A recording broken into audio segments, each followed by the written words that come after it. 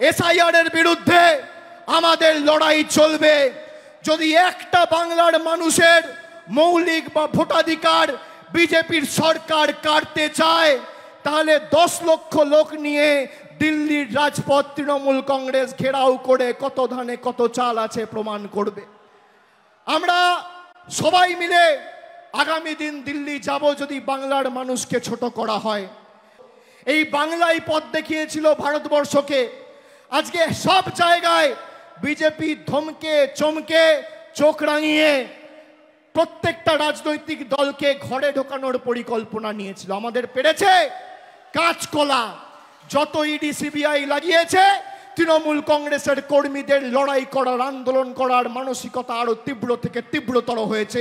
এটাই তৃণমূল কংগ্রেস। আমরা বিশুদ্ধ লোহা, যত পোড়াবে যত তাতাবে আমরা তত শক্তিশালী হব।